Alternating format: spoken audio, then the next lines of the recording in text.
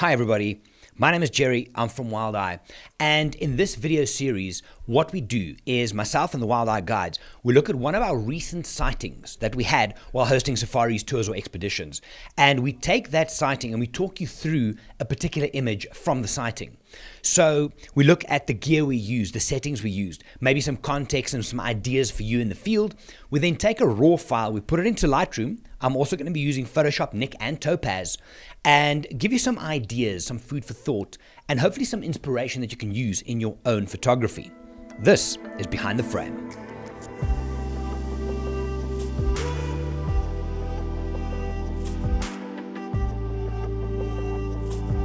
Now, I recently returned from Svalbard, which is, and I've said this many times, one of my favorite destinations anywhere in the world. I love that place.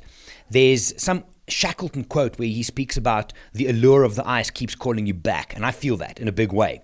So this year was my 9th year up in Svalbard, and what we do is we get a small icebreaker, the MS Stockholm, or ice-class vessel rather, and we head up the west coast of Svalbard up towards the pack ice in search of polar bears, other wildlife and landscapes. Now, we don't advertise this as a polar bear trip. It's an Arctic adventure or an Arctic expedition, but polar bears do feature. And this year, I had, in all the time that I've been up there, I'm approaching about 100 days up on the ice there over the years, and I had 3 of my best polar bear sightings ever on one trip. Now, I'm going to be showing you a couple of images of this sighting, which lasted for a long, long time. This is the thing in Svalbard, is you'll find the animal, right? And you might not be able to get close, so the bear might go and sleep. We then leave the ship. We have dinner, we stay on the ship, see if it comes closer, then we go on zodiacs if we can and approach. So this particular sighting, I think must have lasted about 7 or 8 hours, right? So let me quickly take you into Lightroom here. This is, let me just make this bigger so you can see. This is all images. So this is the first moment we saw the bear. You can see him down here. Right? This is far off, and we just get a bank shot, just proof, boom, we did see it. If we now keep going, the sighting developed unbelievably well. We eventually got onto the zodiacs and found this bear stretching out after his nap. So photography-wise, this was all good and well, some good stuff. We sat with him for about an hour. Hopefully this thing will wake up. Eventually he woke up and started walking along the mountain, over the snowy mountain, eventually getting into the water. But I'm going to go flash forward here for you. The visual that we had, I'm just going to click through, of this bear as he walked along the coast, eventually up the mountain, right, made for absolutely incredible photography. Now, this is one of the, just to give you an idea, this was, obviously it's a bit compressed from a telephoto point of view, but that is where we were photographing him from. He was always up higher than us, which is great for wildlife photography. And we were able to follow him around, never affecting behavior, always keeping a safe distance. But the experience of this was absolutely insane. Now, this kept going. He walked up onto the top of the ridge. I mean, just amazing photography, right? I'm going to just pause on this image, for example. Right, come back to me here. Now, one of the challenges when you're photographing in Arctic conditions is you have to protect your whites. It's very easy to blow out the background or the snow. You still want detail in the snow. Let me take you back into Lightroom here. If I look at this area down here, so there's my bear, some rocks, and this here.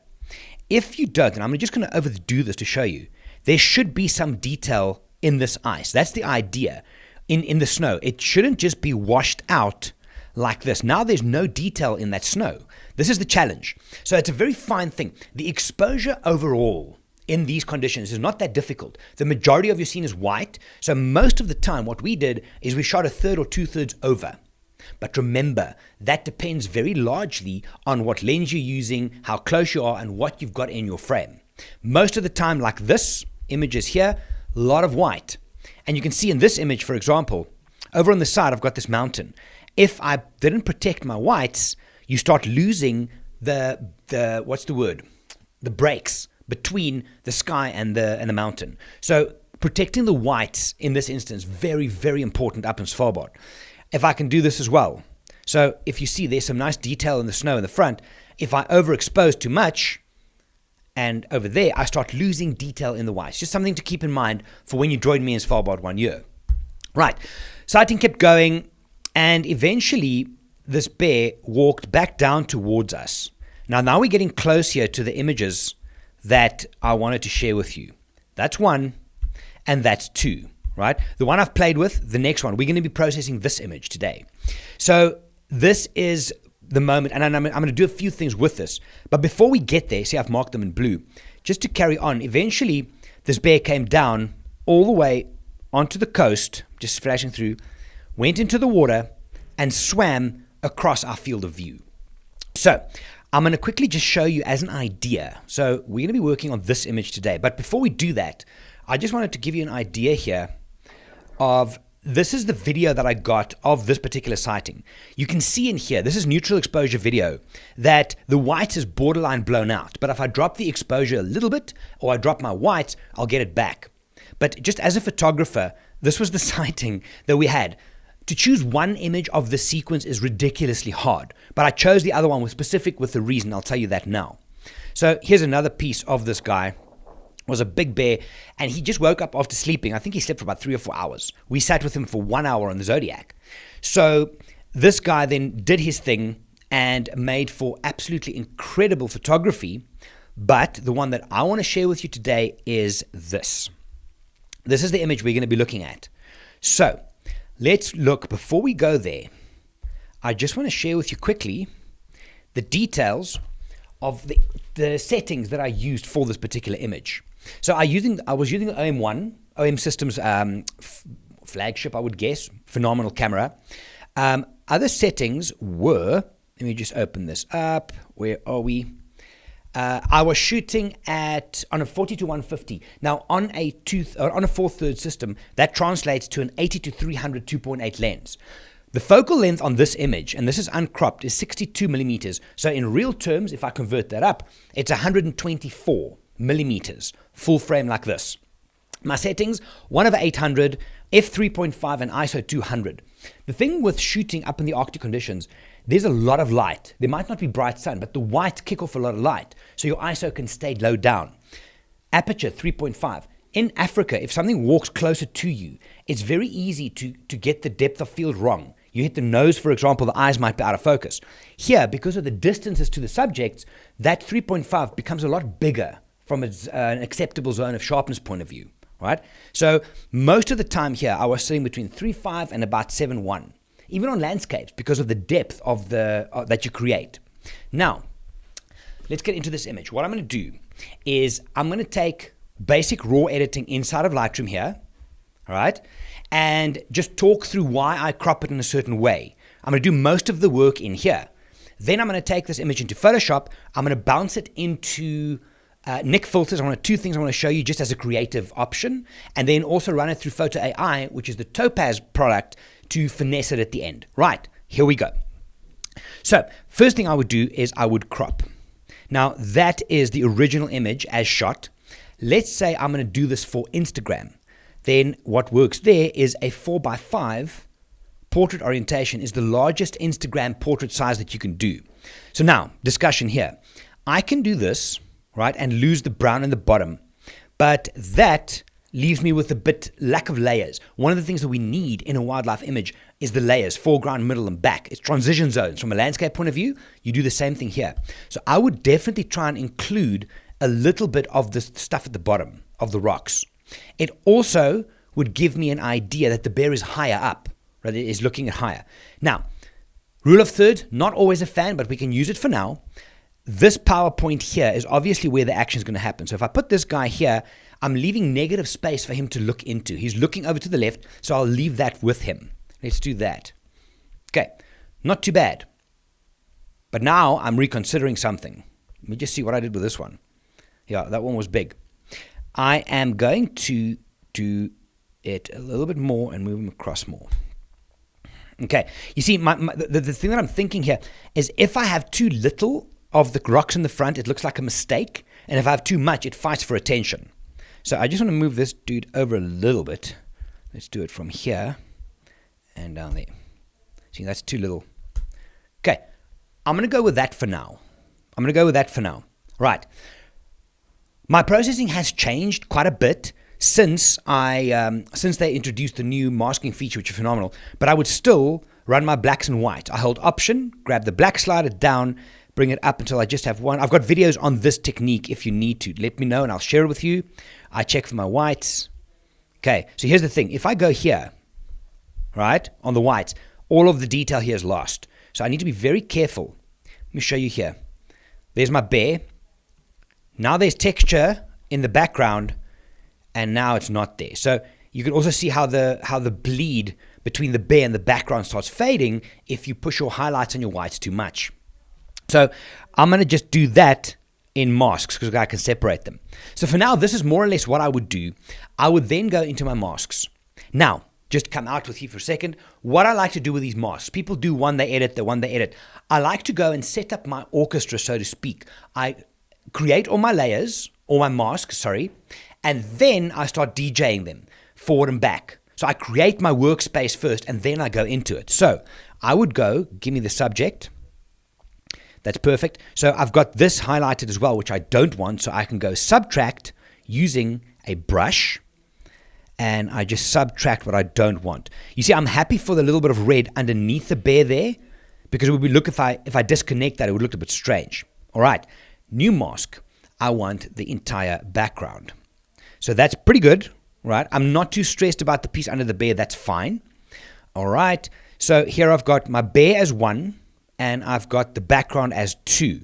There's a very good chance I might brush some things in here later on once I'm done. But for now, once I've done my layers and I know what my masks, I'm speaking Photoshop, and I know where I'm going to work, right?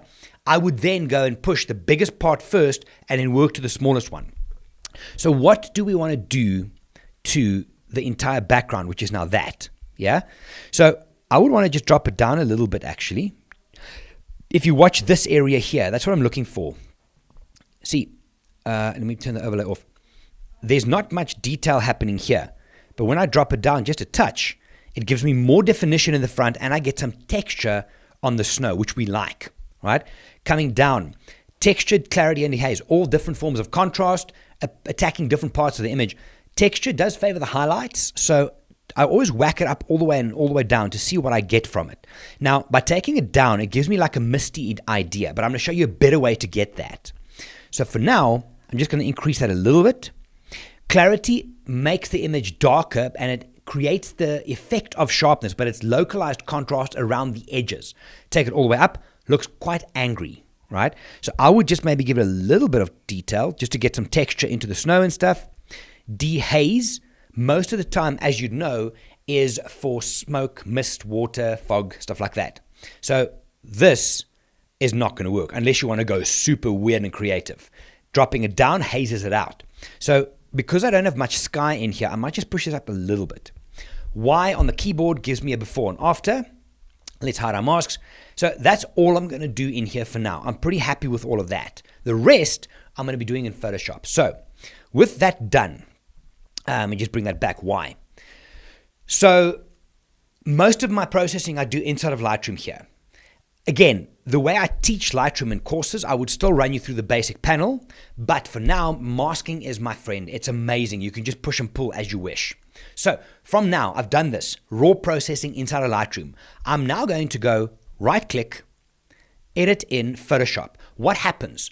Lightroom now takes the file I've got, my raw file, it takes all of the adjustments I've done, puts it together, creates a new TIFF file, a tagged image file format, a TIFF file, and it opens that in Photoshop. So everything I've done in Lightroom will be in Photoshop when I click that.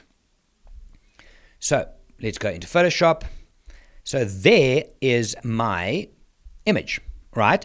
So inside of Photoshop here, we can do more on this later on, but I'm going to go straight into the two things that I want to do in Photoshop, which is Nik Collection and Topaz. Now, Topaz, very quickly, best denoise program in the world. Sharpen AI, best sharpener in the world. It's phenomenal. Photo AI is a combination. It's a single-click solution, which I'm using on almost all my images the last while. It's amazing.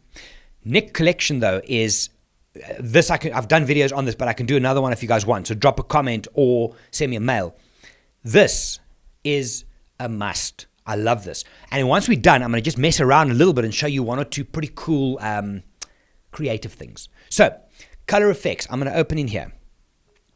So what happens now is Photoshop opens Nik filters, and I've got my favorites that I use in Nik over here. brilliance and warmth, darken and lighten the center, which is like a vignette, color, glamour glow, which we're going to touch on, and pro contrast. So you can add these together in any way you want. So I click on pro contrast and it opens up down here on the right. Dynamic contrast is the first one I go to. If I take it all the way up, it adds beautiful depth into the image without compromising the extremes of the blacks and the whites. So if I do that, and now my before would be that and after. So you see, it's still white, and I've still protected all my highlights and brights, but I'm getting beautiful texture coming out, especially in the whites, all right? I'm not going to show you all of this. This is not a specific tutorial on this. It's just some ideas for you, all right? So I'm going to say apply that.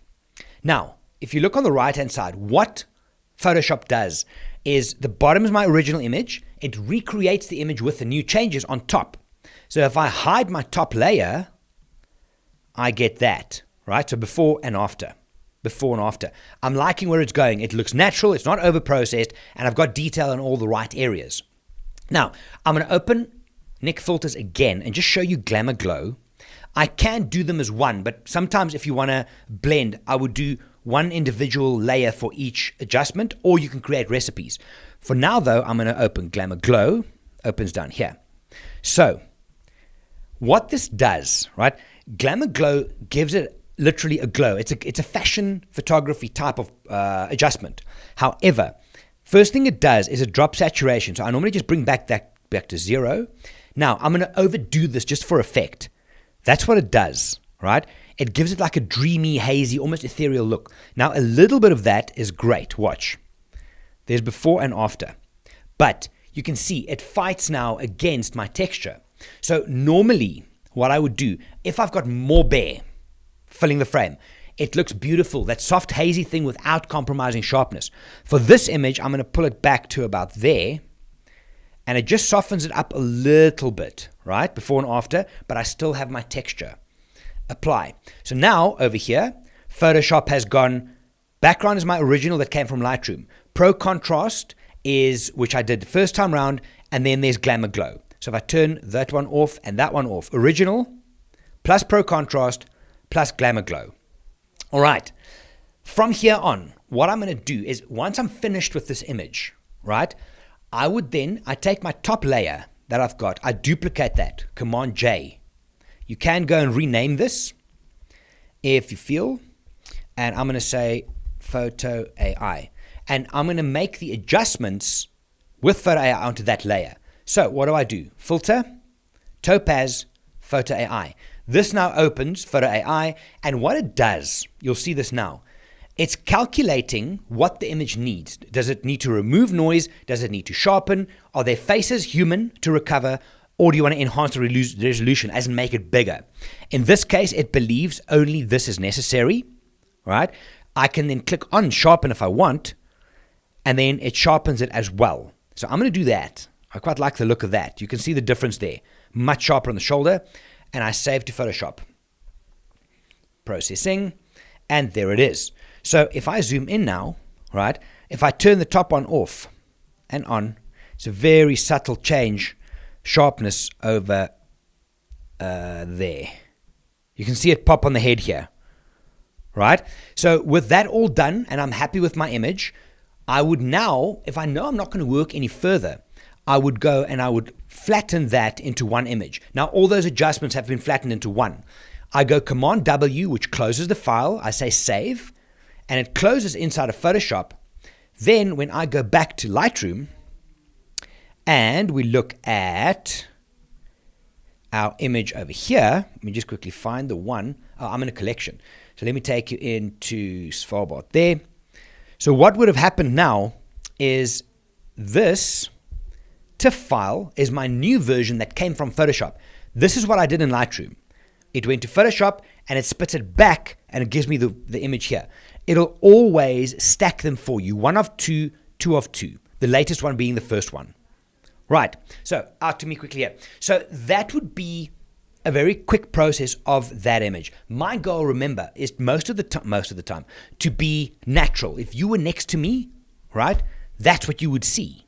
That's what you would photograph. That's what it looked like. But I've got to get it there because it's raw. Now, I just want to show you one little creative thing which I tried in Svalbard and it worked well. We did this on the boat because I do lectures and stuff on the boat as well. So I'm going to go edit this photo. This is now our already processed one. I'm taking that back into Lightroom, into Photoshop here. Now we're getting creative. I want to go down the road of you need to say what you do to images, but that should be without saying. So let's get creative on this. I'm going to go File, Nick Collection, and I'm going to go to Analog Effects. Now what this is a range of filters. This is just for you to play with, where it gives you the option to do things like lens distortion, zoom and rotate blur, motion blur, double exposures, light leaks, if you want to go creative. For example, a double exposure would do this. So what the program did, you can see there, it literally duplicated our polar bear image, and I can then move it around in whichever kind of funky way that I want, right? I'm not going to do that though. The other one is a motion blur, which, let me just undo here, go back to the beginning. I can do a motion blur, which you then say, cool, I want to pull the motion that way, or I want less of it. So this is as if you're panning, but you can mimic this inside of here. So the area inside will be sharp, but then the rest looks like it's, actually that's not bad. And the rest actually looks like you've panned, yeah? Which is pretty impressive. But I'm also not going to do that. What I want to show you, and I did this just as an example for someone on the boat, a zoom and rotate blur. So that's when you shoot and you pull and you rotate back. So what you do here is you mimic that, make it a bit bigger, and then we do this. Okay, so you can see it looks like I zoomed into the polar bear and I pulled back. Let me save that for you. I can do, if you guys want a detailed tutorial on this, please drop a comment or send me a mail. So this is what I've got now, right? My polar bear is tack sharp, but it looks like the rest of it does this.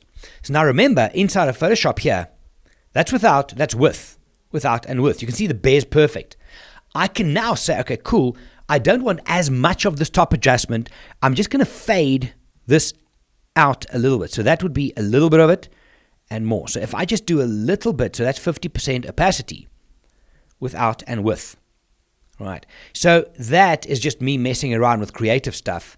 Let's go max on it and let's close this and send it back to Lightroom, and we can just compare what we've done here. Saving, it's closed. Let's go back to Lightroom. So now if I look at this, where are we? Lightroom Svalbard, and we're going to go to the bottom. No, where's my images? I need to sort this according to edit time. There we go. So this is our original file like we used in Lightroom. That was with the adjustments that I made inside of Nick, and that is with some creative zoom blur added in.